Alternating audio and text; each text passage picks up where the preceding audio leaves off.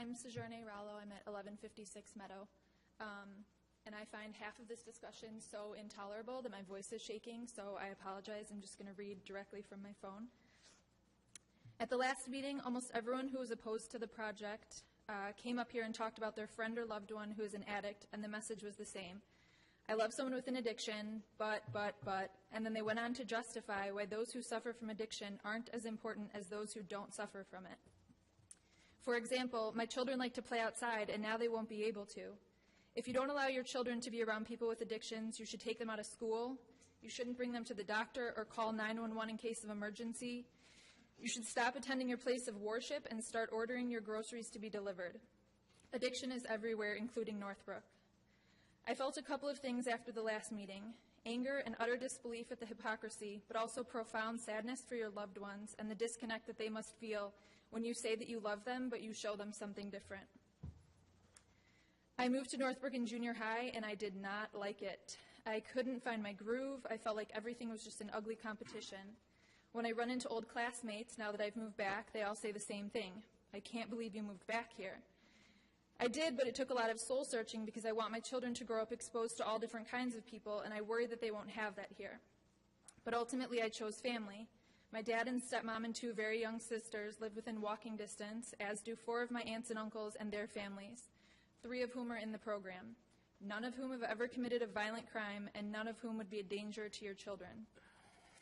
Because I did so poorly growing up in Northbrook, I ended up in treatment, and without access to a transition home, I ended up in treatment again and again. I am the undesirable neighbor that we're being warned about. But my kid plays with yours at the park and the library, and in a few years will be in school with them. We're acting as if there's some sort of pearly gates at the entrance of Northbrook. I assure you there are not. In the years following my first failed experience with treatment, I lived in Northbrook, and I wasn't dangerous, but I was certainly not living up to your standards. Maybe I wouldn't have needed another program if I had the proper support in my community following my first program. I've never been to a program as small as the one being proposed, but I want to comment specifically on the number of proposed residents because that has been brought up so many times. In a 6-bedroom home, it would be a disservice to the residents to have fewer than 10 residents plus staff. In these programs, residents need a roommate. It's an essential part of the program. They provide one another with support and accountability. They make sure that the other doesn't isolate. Although I've been to much larger programs, we are always broken down into teams or groups of 10 to 15 people. That is the magic number that everyone's asking about. It's small enough that we can all get to know each other, but big enough so that there's diversity, different experiences, different levels of maturity, and residents are more likely to find someone that they'll click with. But it's also manageable. During groups, everyone can fit comfortably in one room, and everyone can still have a chance to share.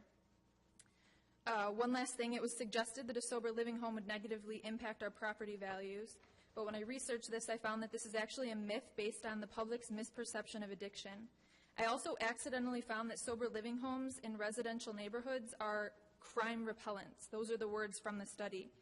They either had no impact on crime rates or the incidence of crime dropped in the immediate neighborhood. I'm happy to share my sources with anyone who's interested. We have the resources and tools to support this home and the individuals who will live in it. I'm obviously very much in support of the home and hope that Northbrook will do the right thing. Okay, is there any